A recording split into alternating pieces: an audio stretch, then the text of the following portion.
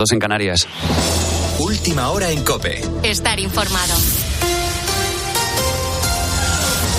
Hoy en Herrera en COPE, datos importantes a conocer para tu bolsillo. A primera hora vamos a saber cómo se han comportado los precios en este primer mes del año, tras el 16% de incremento que vimos en los alimentos en el mes de diciembre. Danos más detalles, Marta Ruiz. A las 9 veremos cómo se comportaron los precios en enero. Ha sido el primer mes de la eliminación del IVA superreducido en alimentos básicos como leche, quesos, huevos y frutas y hortalizas, y de la bajada del 10 al 5% para el aceite y la pasta. Este dato adelantado no ofrece detalles sobre los alimentos, que en diciembre repuntaron casi un 16% de media, la mayor subida de la serie histórica frente a un IPC general del 5,7%. Es el abaratamiento de la energía lo que de momento está rebajando la velocidad en la que suben los precios. Solo la electricidad fue un 30% más barata en diciembre con respecto al mismo mes del año anterior.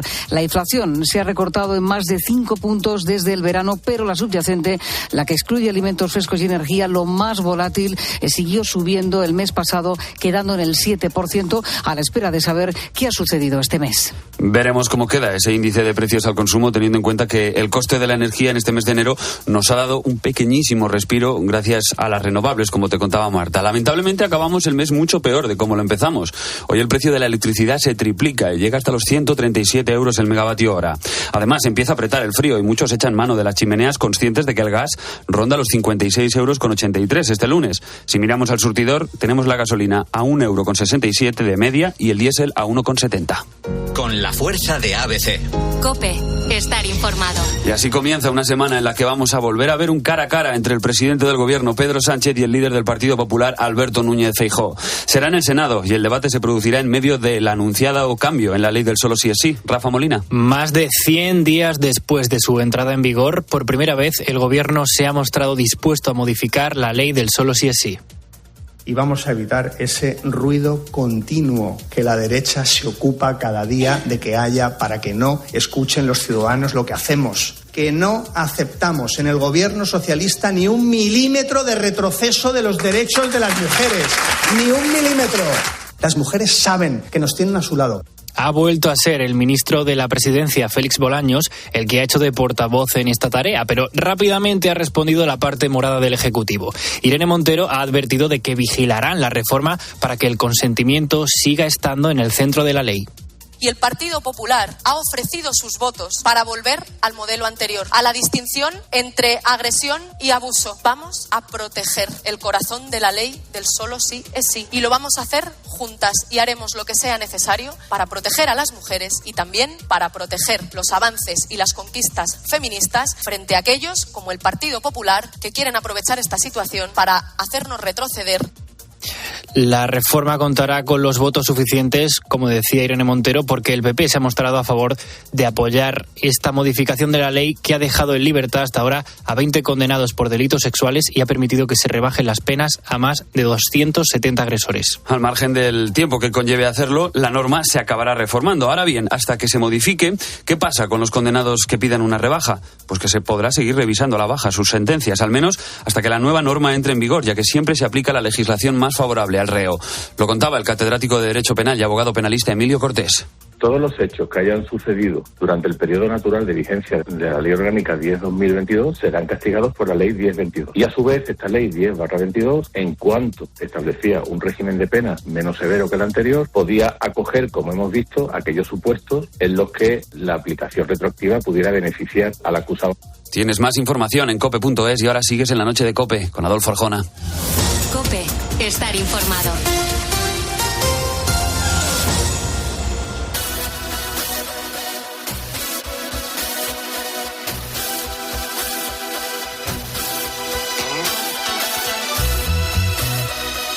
Escuchas La Noche. Con Adolfo Arjona. COPE. Estar informado.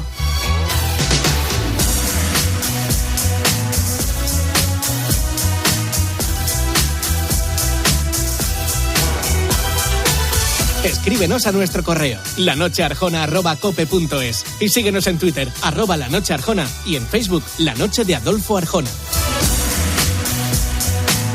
Envíanos tu nota de audio de WhatsApp al 650-564-504. Bueno, después de ponernos al día sobre lo que ha ocurrido en la última hora en España y en el mundo, vamos a entrar en el apartado preferido de los oyentes curiosos del programa. Vamos a responder, como es habitual, a preguntas sencillas que a veces tienen respuestas complejas.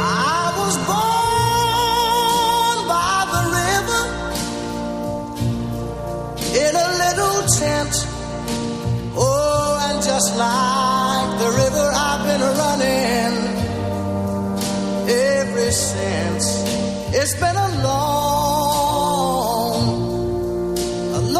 time coming, but I know a change gonna come. Oh, yes it will. It's been too hard living. Es un fenómeno tan espectacular que hasta hay una película de Hollywood con su nombre. ¡Spencer se está recuperando! ¡Síguelo! Sí, Joe, lo sabemos. Los datos son incompletos. Deberíais largaros de ahí. ¡Cambio! ¡Tenemos que irnos ahora, por favor, Joe! ¡Spencer lo verá! Si cae cerca de nosotros... ¡No va a caer cerca de nosotros! ¡Va a caernos justo encima! Twister, Tornado, es la película del año 1996 a la que me refería.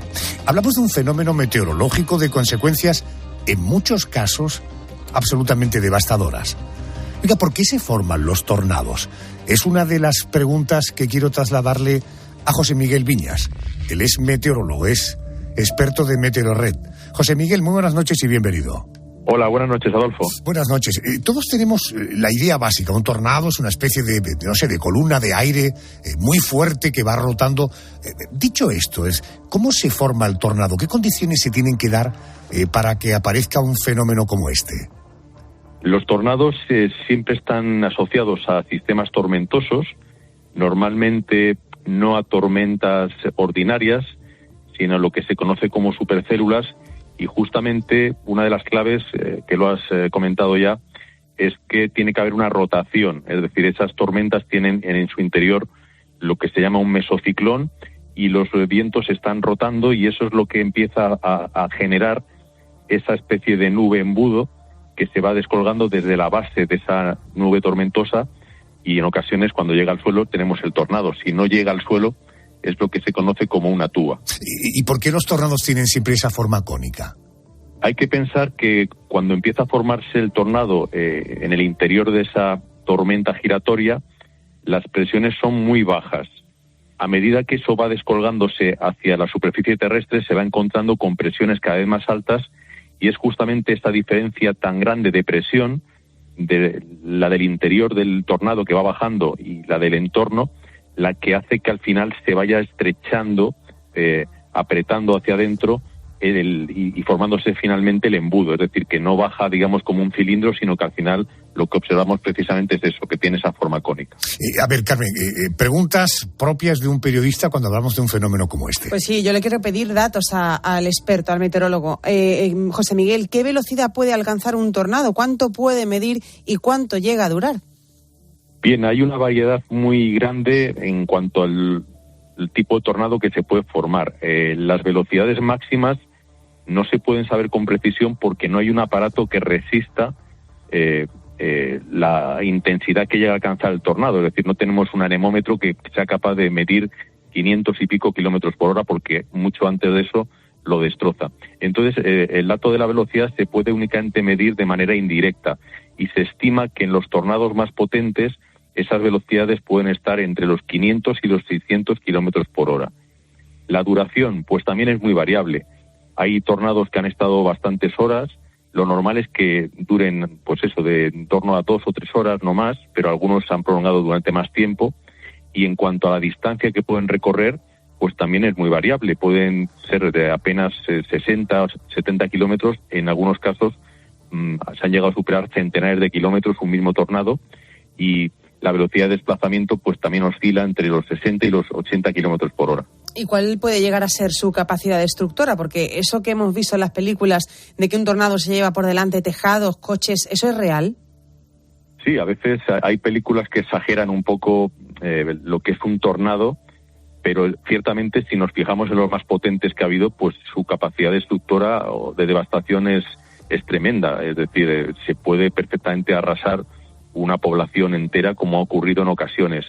Pensemos que un fenómeno de esta naturaleza, que es capaz de generar vientos, como he apuntado, de 500 y pico kilómetros por hora, convierte en proyectiles cualquier objeto que sea capaz de arrollar. Es decir, por ejemplo, un trozo de valla, pues lo convierte, o la astilla resultante lo convierte en una bala. De manera que eso nos puede hacer una idea de la capacidad de destrucción. Un tornado de máxima categoría es capaz, para que lo intentemos visualizar, de desprender trozos del asfalto de una carretera, no ya únicamente agrietarla, sino que esos trozos se desprendan y que se desplacen con velocidad, o un camión directamente no solo volcarlo, sino hacer que dé vueltas y que termine convertido en un amasijo de hierros. Bueno, y sabiendo todo eso, ¿cuál ha sido hasta la fecha el tornado más devastador del que se tiene constancia? Bueno, si pensamos en devastación como el tornado más mortífero, pues hay uno de ellos que es muy conocido en Estados Unidos, que es el que llaman el de los 3 estados, que ocurrió ya hace mucho tiempo, hace casi un siglo, el 18 de marzo de 1925, y este tornado, que casi recorrió 500 kilómetros afectando a 3 estados de Estados Unidos, a Missouri, Illinois y a Indiana, dejó casi 700 víctimas. Nunca ha ocurrido o estado documentado algo similar. Si pensamos en el tornado del que tenemos datos indirectos, como he apuntado antes, más intenso, está mucho más cerca en el tiempo. Es el tornado que afectó a la localidad de Moore, en Oklahoma, en mayo, el 20 de mayo del año 2013. Fue un tornado de máxima categoría, de categoría 5, y se estima que generó vientos de 512 kilómetros por hora y también, por supuesto, y lamentablemente, dejó víctimas. Del orden de 50 personas fallecieron a su paso. José Miguel, el otro día, hablando con un experto sobre la altura de las montañas, le pregunté, porque me llamaba profundamente la atención, que la mayoría de las cumbres más altas del mundo se encuentran en una zona muy concreta del mundo, en la zona de Asia, Nepal, en fin, toda aquella zona, ¿no? ¿Por qué los tornados son más frecuentes en unas zonas del mundo que en otras? ¿Y dónde es más habitual verlos? Para que se formen los tornados, como he apuntado, las tormentas no son tormentas ordinarias. Tienen que darse una serie de ingredientes que no se dan en todo el mundo. Hay una zona que destaca muy por encima de las demás en cuanto a frecuencia e intensidad de tornados, que es la parte central de Estados Unidos. La razón es porque allí convergen con relativa frecuencia los vientos que atraviesan las rocosas, que son vientos húmedos y fríos, con el aire cálido que es succionado desde la zona del Golfo de México. Es una mezcla explosiva, podríamos decir. Las tormentas resultantes a veces son monstruosas y de esas tormentas se descuelgan los tornados. Pero hay otras zonas del mundo donde también hay bastantes tornados, y nos podría sorprender que aquí en Europa, sobre todo en la parte centroeuropea, Países Bajos, Bélgica, Alemania, es una zona donde la frecuencia de tornados es también bastante importante. Lo que pasa es que no suelen ser tan potentes habitualmente como los que se forman todos los años, sin excepción, allí en Estados Unidos. Viñas, gracias por atenderme a estas horas. Te mando un abrazo muy fuerte y ya sabemos algo más de los tornados. Pues gracias a ti, Adolfo. Un abrazo.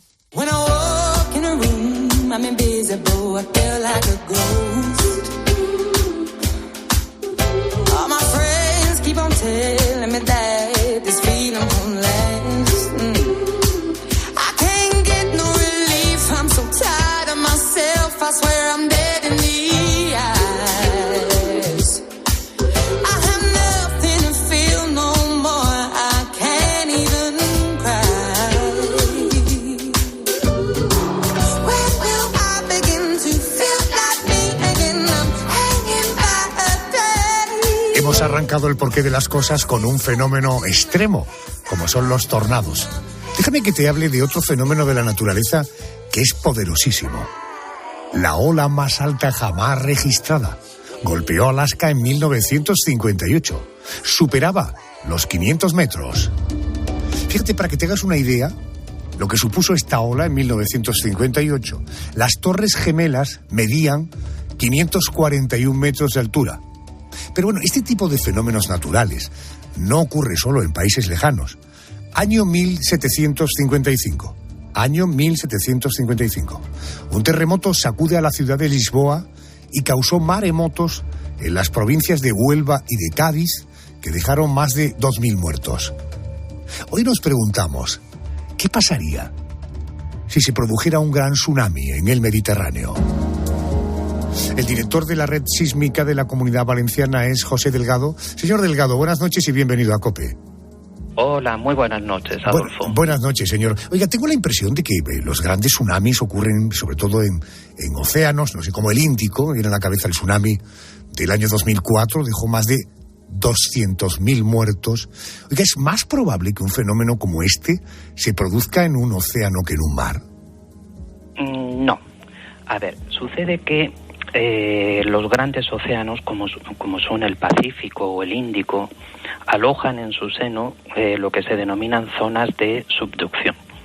En estas zonas se están produciendo una deformación muy importante de la superficie del planeta, incluso se están destruyendo placas. Como consecuencia de ese proceso se generan terremotos de gran tamaño, de magnitud muy elevada, y esos terremotos debemos pensar que en el fondo se generan porque se rompe la roca y al romperse se libera energía, que es el terremoto que percibimos. Pero al romperse la roca se mueven los bloques y empujan el mar, por eso producen las olas de los tsunamis o maremotos. Entonces, en el Pacífico y en el Índico son, digamos, fenómenos relativamente frecuentes precisamente porque tienen mucha superficie afectada por subducción. En otros mares, pues a lo mejor ese porcentaje de superficie no es tan elevado y por eso da la sensación de que no ocurre. Quiero aprovechar para recordar que la diferencia entre un océano y mar, siendo dos láminas de agua saladas, idénticas, la diferencia es que el océano suele tener mayor extensión y mayor profundidad. Oiga, ¿qué tendría que ocurrir para que hubiera un tsunami en el mar Mediterráneo? Pues lo primero, tenemos que pensar que un tsunami se puede producir por múltiples causas. La más conocida y además la más frecuente es un terremoto de gran tamaño que, como decía antes, mueve el fondo marino y ese fondo marino es el que empuja el agua y desencadena el tsunami. Pero tenemos que pensar que eso sucede exactamente igual si, por ejemplo, colapsa una parte de la costa. Un deslizamiento de un volumen significativo, cuando colapsa, se impacta contra el mar, genera una ola que es también otro tsunami. También puede producirse por volcanes. Una erupción volcánica que sea violenta, que produzca explosiones, puede provocar el colapso de parte del edificio volcánico y eso da lugar también a otro tsunami. La caída de un meteorito, por ejemplo, también podría provocar otro tsunami. Entonces, en el Mediterráneo, cualquier fenómeno como los que he comentado antes, siempre que sea suficientemente energético, podría desencadenar un tsunami. Señor Delgado, casi todas las semanas, Yolanda, mi compañera Yolanda Guirado, nos plantea casos que son prácticamente imposibles que sucedan. De ahí que ella titule su colaboración en esta parte del programa con ¿qué pasaría si? ¿No? Bueno, esta noche no. Digo esto porque en el año 2022, digo que esta noche no, que no es un caso imposible de que pueda suceder. Decía que en el año 2022 la UNESCO dijo que las posibilidades de que en los próximos 30 años, 2022, es decir, hasta 2052, las costas del Mediterráneo podrían sufrir un tsunami casi del 100% de las posibilidades. Oye, ¿usted está de acuerdo con esta afirmación? A ver, sí, pero tendríamos que añadir con matices. A ver, como decía antes, si asociamos los tsunamis a terremotos, pues obviamente en el Mediterráneo hay zonas en donde se están produciendo terremotos de un tamaño tal que puede generar tsunamis. Pero, a ver, en esos 30 años que se produzca un terremoto que dé lugar a un tsunami, seguro.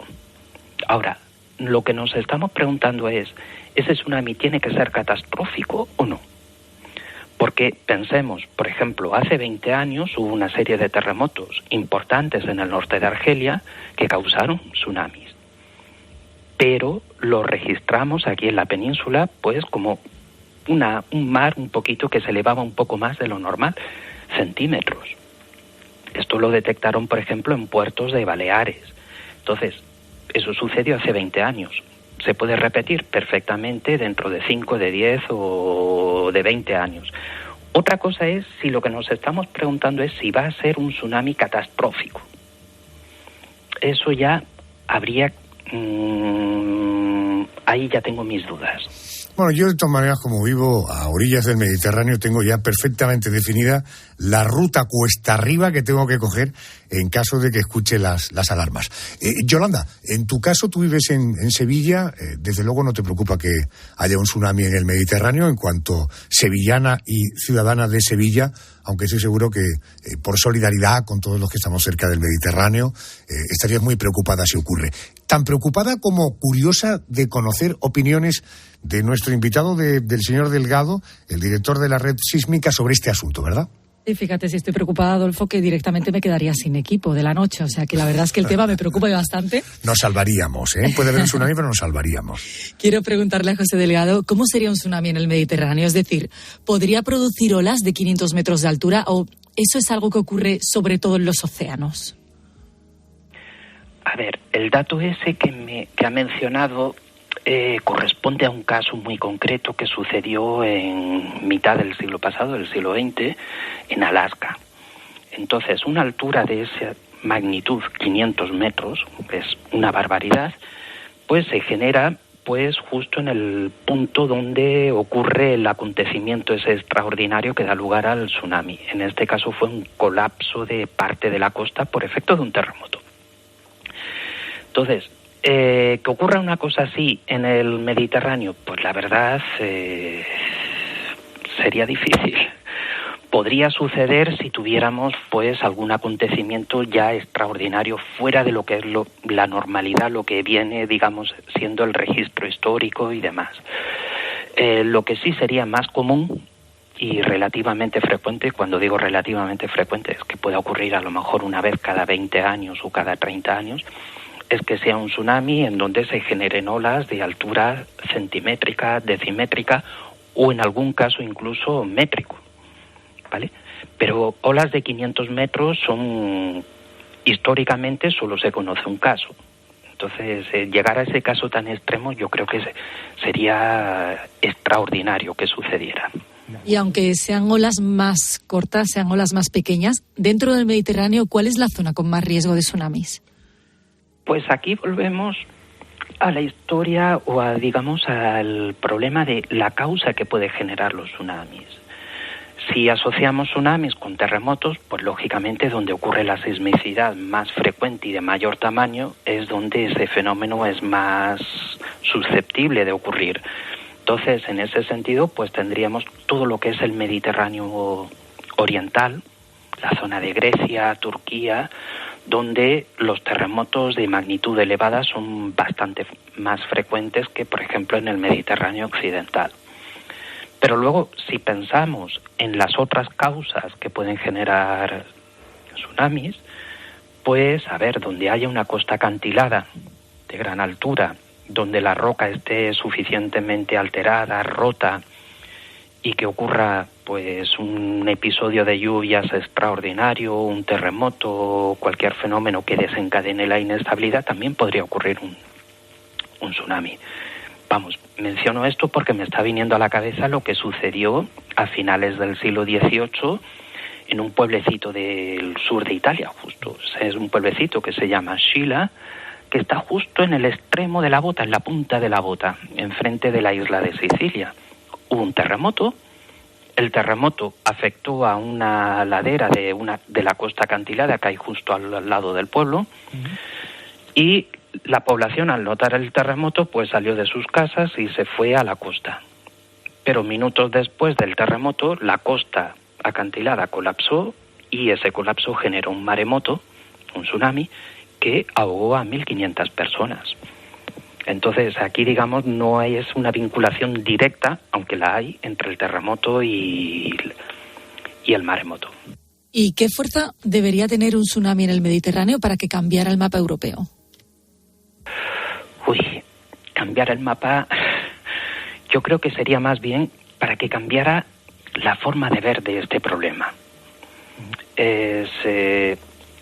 Yo creo que, a ver, en todos los países todos sabemos que suceden fenómenos extraordinarios, fenómenos adversos, y lo asumimos, y no somos conscientes de que eso en algún momento dado puede golpear a nuestra sociedad. Entonces, recordemos que aquí en España convivimos con una sismicidad que históricamente ha existido, que todos sabemos que está ahí, pero hasta que no ocurrió el terremoto de Lorca, por ejemplo, en 2011, pues como que era algo más ajeno a nosotros.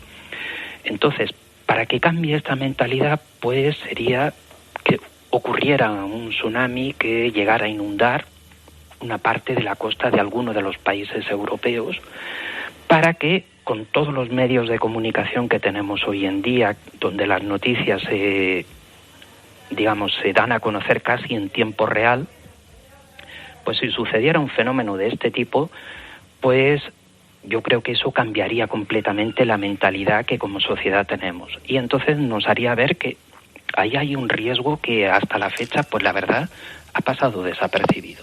Lo dice el director de la red sísmica de la Comunidad de Valencia, el profesor José Delgado. Señor Delgado, gracias. Ha sido un auténtico placer.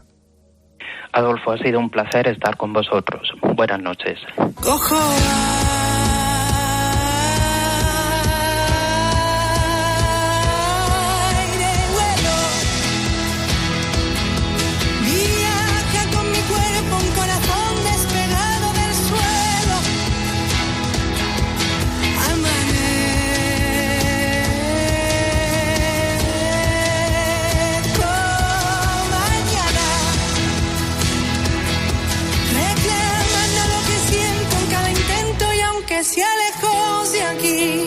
Hay determinadas épocas del año. Fíjate, leyendo, sobre todo con el calor y con el buen tiempo, suele ser más frecuente que se nos taponen los oídos. Es curioso, ¿verdad? Con el calor y con el buen tiempo es más frecuente que se nos taponen los oídos. Pero también suele ser habitual que una presión inadecuada cause una especie de taponamiento. Oiga, ¿por qué se taponan los oídos? Vamos a preguntar a la doctora Rocío González, es miembro de la Sociedad Española de Otorrinolaringología. Doctora, muy buenas noches y bienvenida a COPE. Hola, buenas noches, Adolfo. Buenas noches. Oiga, una de las causas más frecuentes de taponamiento de oídos es por un tapón de cera. ¿Por qué se produce y qué tiene que ver con el calor y con el buen tiempo? Pues bueno, antes de nada hay que recordar que la cera, el cerumen de los oídos, es una secreción de las glándulas del agujerito del oído, del conducto auditivo externo. Ajá. Y esa secreción sirve como un mecanismo de defensa.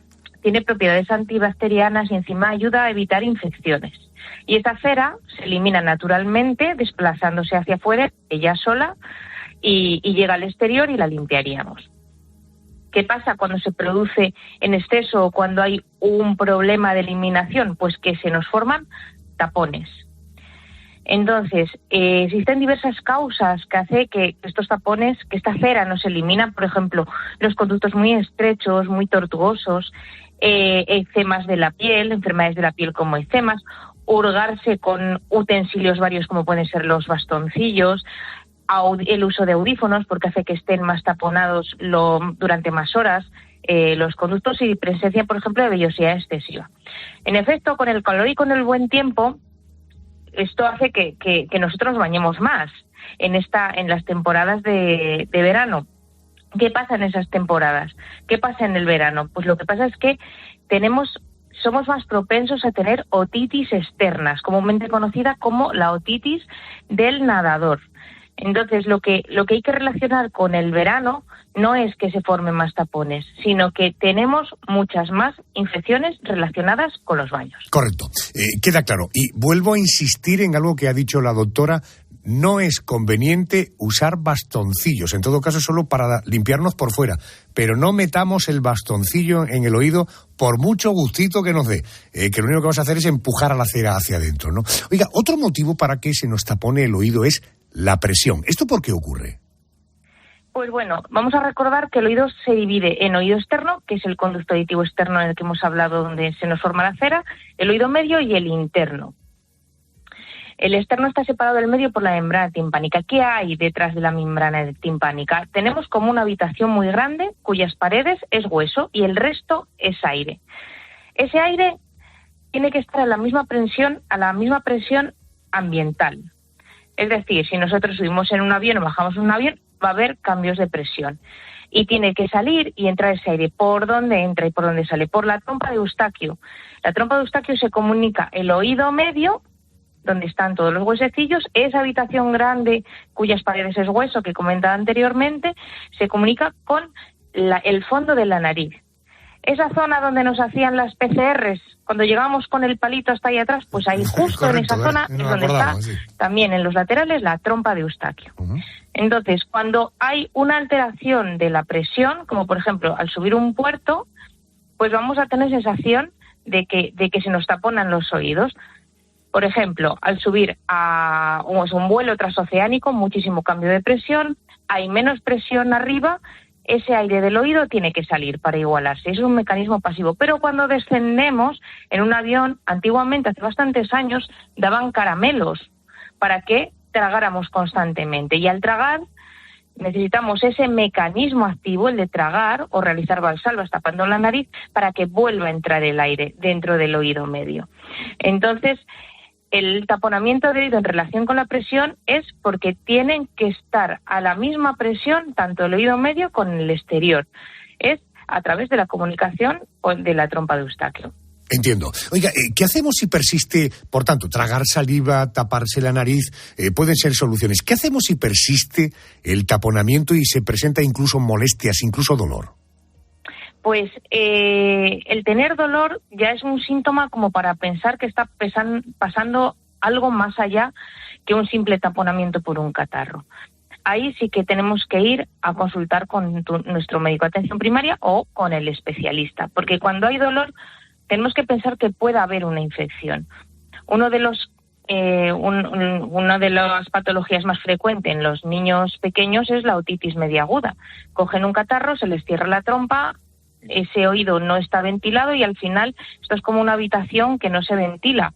Se puede generar humedad y eso hace que se produzca moco dentro del oído, ese moco se infecte y tengamos una otitis media aguda. Y es una patología que duele mucho y precisa tratamiento antibiótico y analgésico. Entonces, sí, ante síntoma de taponamiento más dolor, siempre acudir a un especialista. Queda claro. Doctora González, gracias por atenderme a estas horas. Un beso, gracias y buenas noches. Buenas noches.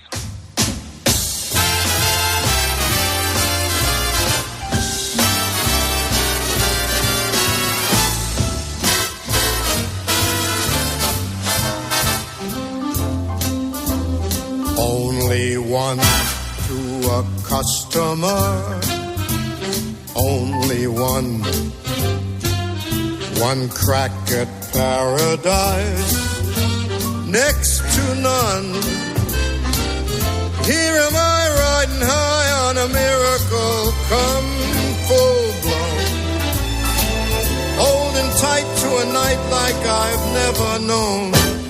Un programa de radio o un contenido en la radio, yo creo que es más entretenido cuanto más se parece realmente a las conversaciones que tenemos nosotros en nuestra vida cotidiana. ¿Cuántas veces habrás dicho a un amigo o a una amiga aquello de decir, qué barbaridad, cómo pasa el tiempo? ¿A qué velocidad pasa? Es decir, la percepción del tiempo es algo tan subjetivo, tan de cada uno, que me gusta meter esa percepción en un laboratorio y saber cuál es la sensación que te produce el contenido que te voy a contar para saber si el tiempo para ti pasa muy rápido o pasa muy lento.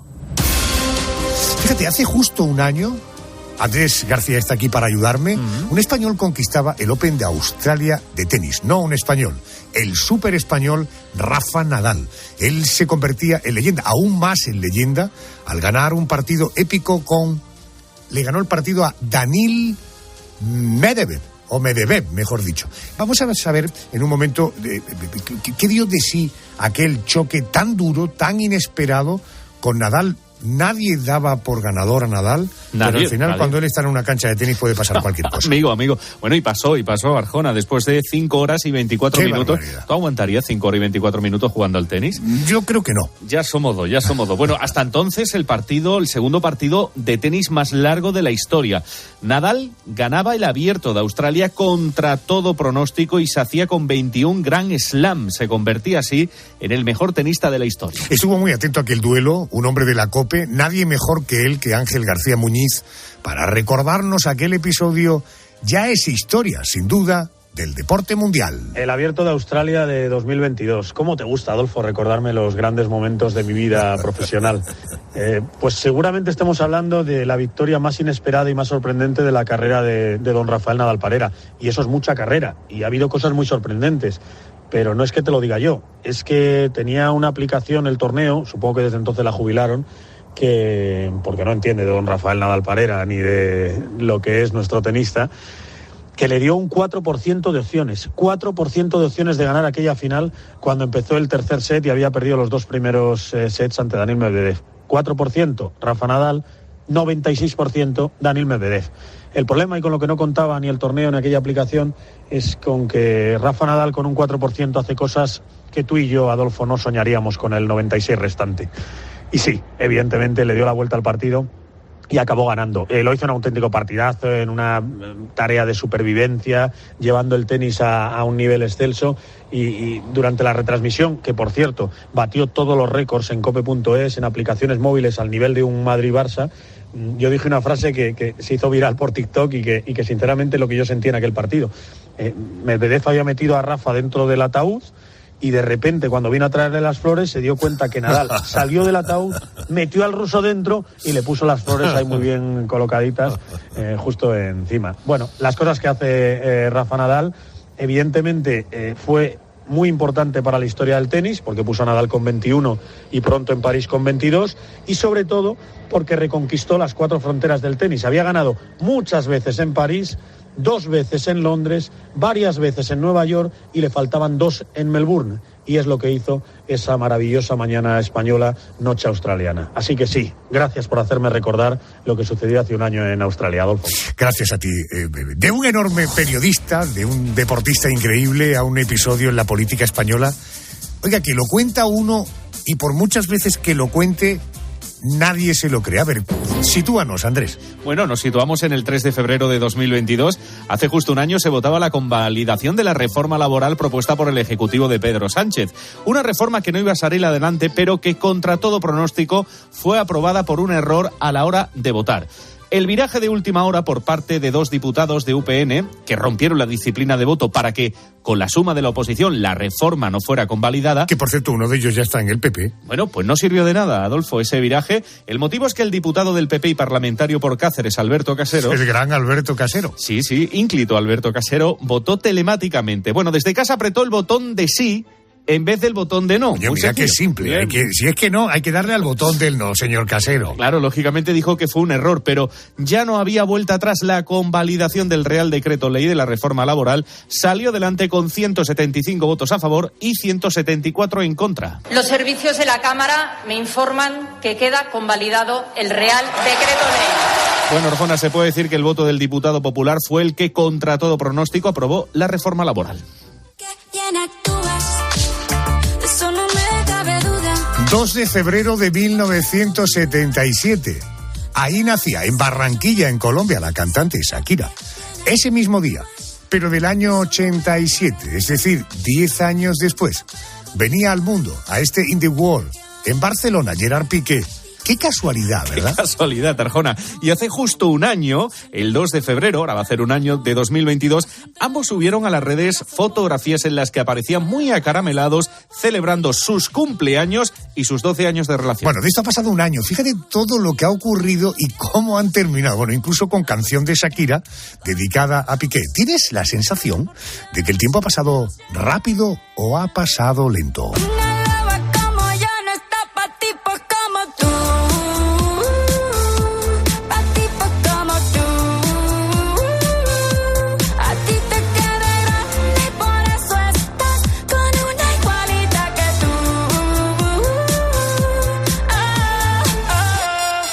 Otro nombre propio, el de Tutankamón, que está asociado no solo con el faraón egipcio, más conocido sin duda de la historia, sino también con una de las tumbas más misteriosas y rodeada de enigmas. Vamos a tener la oportunidad de descubrir más secretos de este personaje gracias a la labor de un gran escritor. Premio Planeta, amigo de la radio, de la COPE, de este programa. Querido Javier Sierra, muy buenas noches y bienvenido. Querido Adolfo Arjona, encantado de estar contigo. Buenas noches. ¿Siempre te ha encantado el antiguo Egipto? ¿Escribir e investigar sobre este periodo de la historia te apasiona? ¿Por qué has vuelto sobre este personaje y en formato de audioserie? Bueno, era casi inevitable. Acabamos de celebrar el centenario del descubrimiento de la tumba de Tutankamón. Eso ocurrió en noviembre de 1922, pero los trabajos de investigación de Howard Carter se extendieron durante más de una década.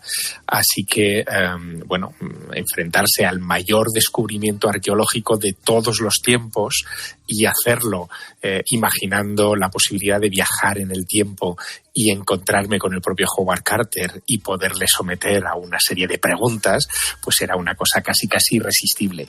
Y tú ya lo sabes, los escritores al final usamos la ficción para enfrentarnos a desafíos que a lo mejor los científicos o los arqueólogos ni se plantean, pero que nosotros, utilizando la imaginación, podemos forzar y podemos, utilizar para desvelar ciertos misterios del pasado. Javier, ¿hay novedades que no sabíamos hasta ahora? Siempre hay novedades. Con el asunto de la tumba de Tutankamón, los titulares aparecen cada 2 por 3 en los medios de comunicación. Los últimos son de hace unos meses, cuando Nicholas Reeves, que es un importante egiptólogo, propuso una solución a uno de los enigmas persistentes de ese hallazgo. Cuando Howard Carter descubre en 1922 la tumba de Tutankamón y todos sus tesoros, hay algo que no le encaja, y es que este faraón de la 18 dinastía se había enterrado en una tumba muy pequeña, extraordinariamente pequeña si la comparamos con las tumbas que tiene en la vecindad del Valle de los Reyes.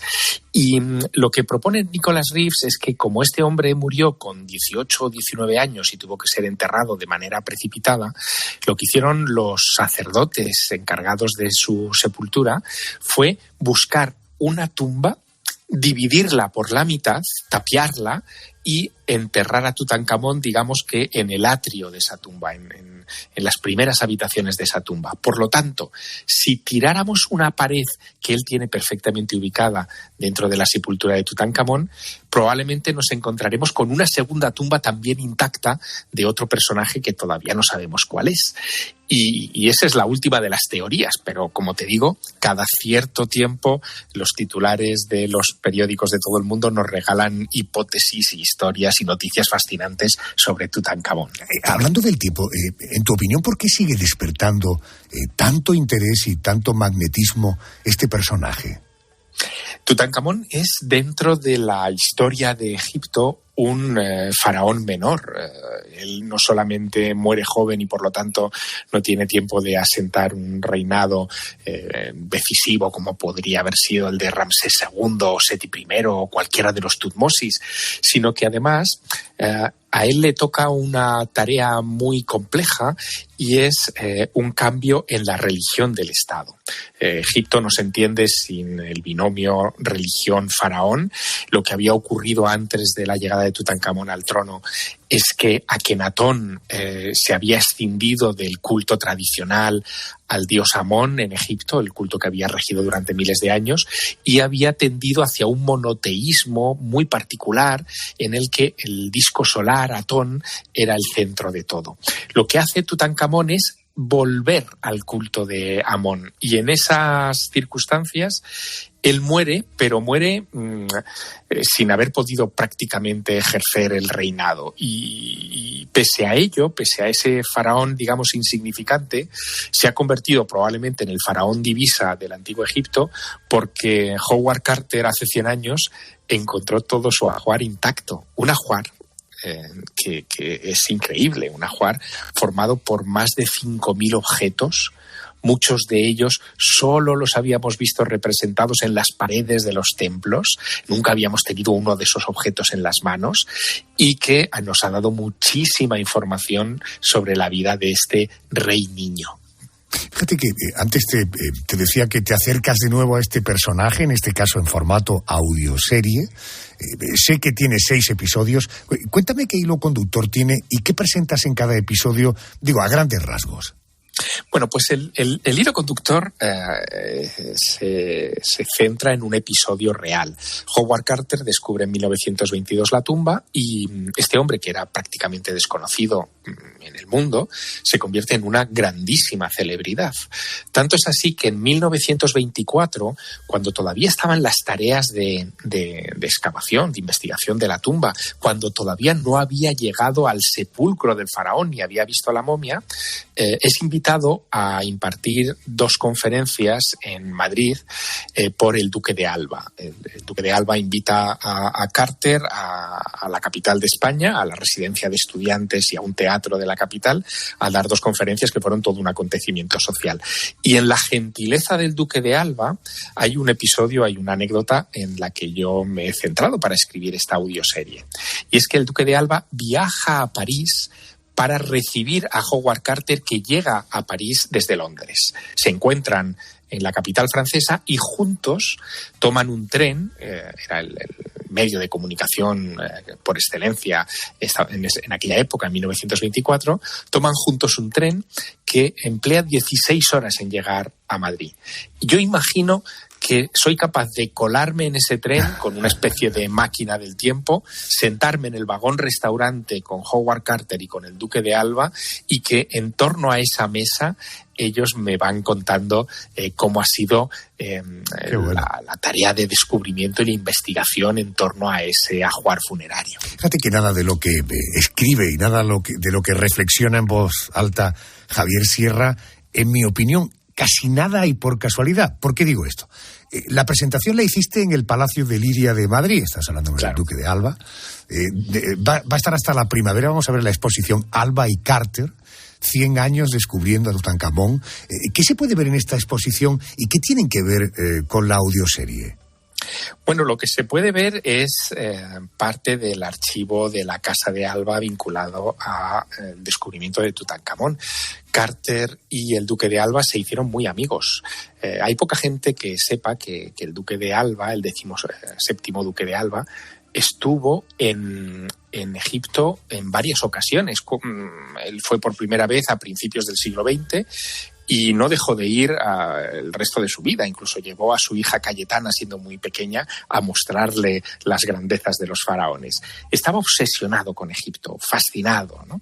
Y eso le llevó a conocer a Howard Carter cuando estaba excavando en el Valle de los Reyes el año antes del descubrimiento de la tumba. Lo que vemos en la exposición es, las pruebas materiales, son las pruebas materiales de esa amistad, pero sobre todo hay un detalle que a mí me fascina, y es que hay un telegrama que le manda el Duque de Alba a Howard Carter después de su visita a Madrid, informándole de que gracias a su majestad Alfonso XIII se han solventado los problemas que tenía Carter con las autoridades egipcias para continuar con la investigación.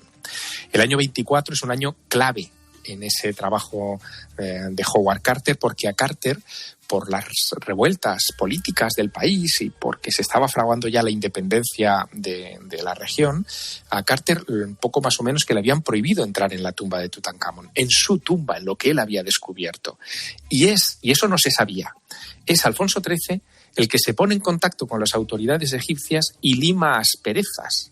Es decir, que visto desde la perspectiva española, si no hubiera sido por la mediación de la Casa Real, a lo mejor Carter no hubiera terminado su investigación sobre Tutankamón en el Valle de los Reyes. ¿No es maravilloso?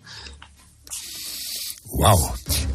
¿Eres capaz de recordarnos la maldición de Tutankamón? Porque quiero preguntarte si es realidad o todo forma parte de una gran leyenda. Pero por si alguno estamos un poco despistados a esta hora, ¿qué dice la maldición de Tutankamón?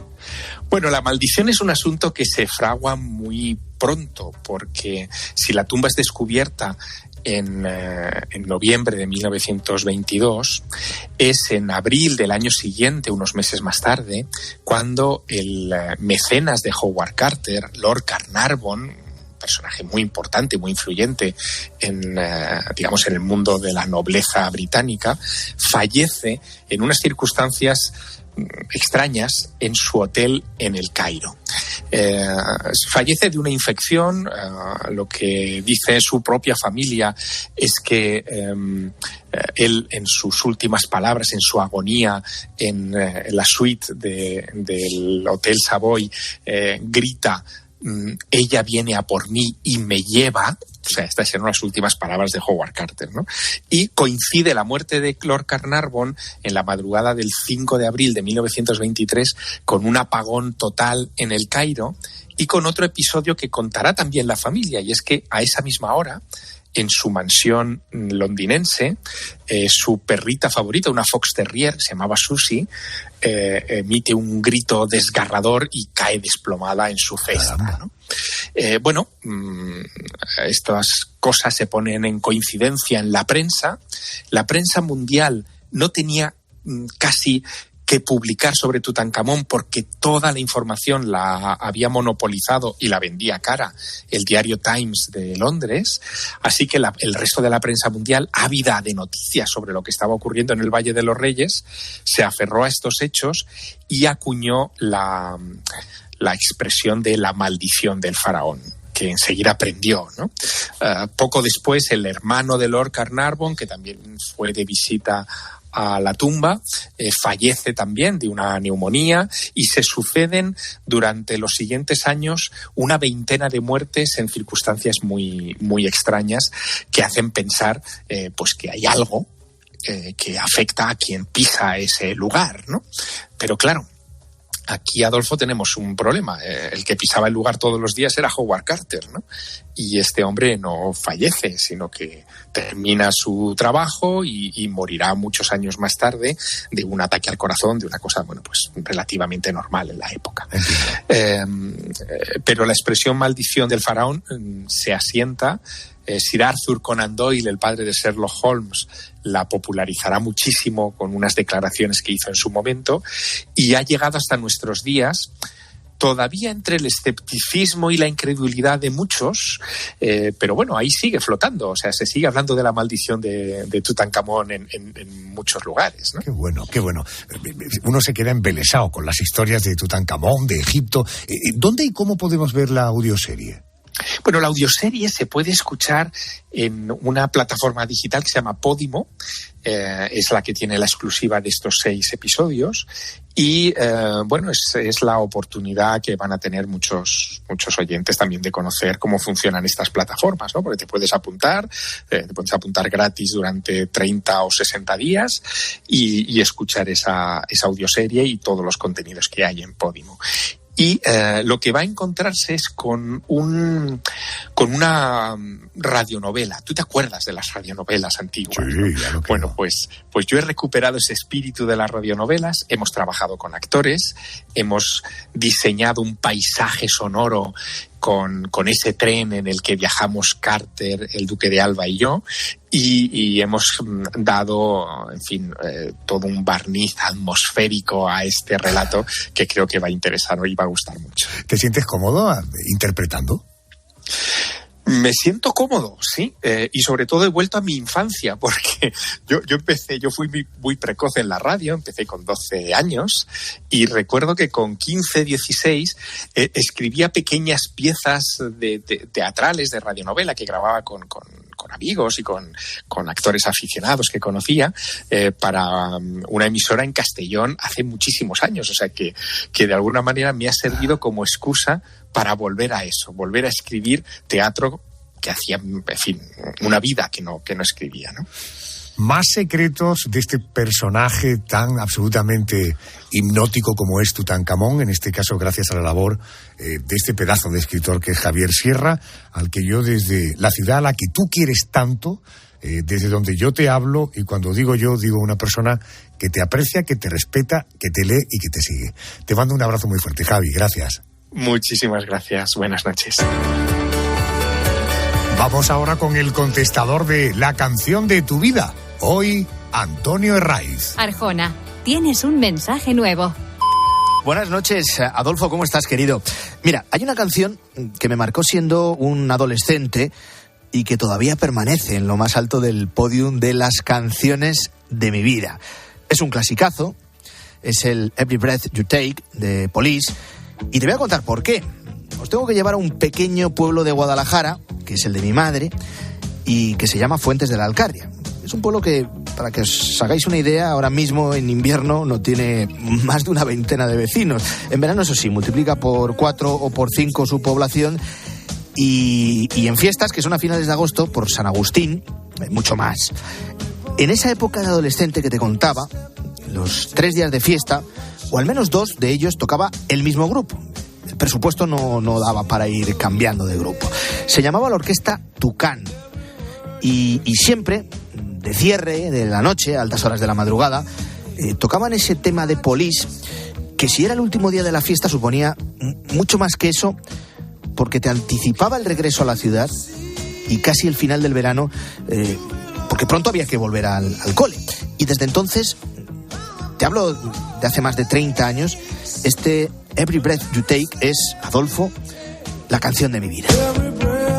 Gracias, querido Antonio.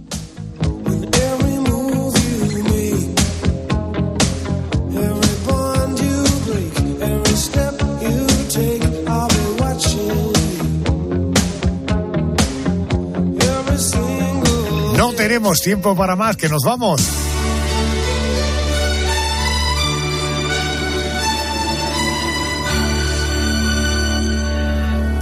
Hasta la semana que viene. Espero que nos encontremos en 7 días aquí en la Noche de Arjona. ¡Feliz semana!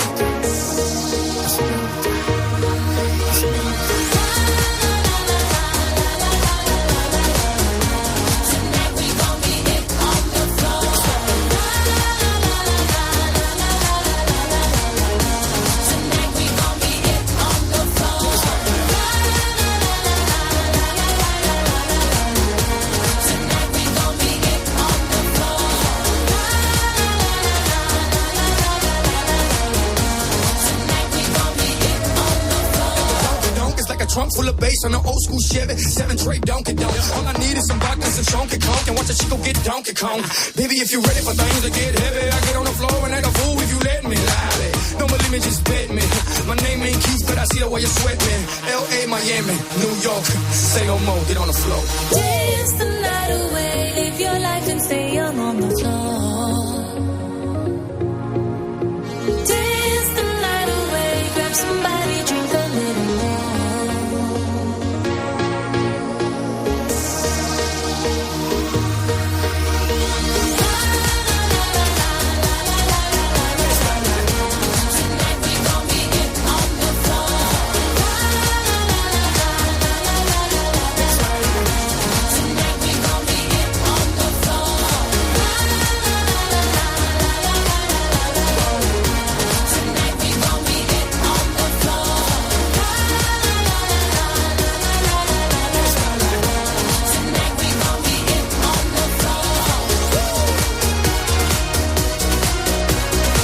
Arjona. La noche. COPE. estar informado. ¿Buscas diversión? 30 minutos al menos 5 días a la semana.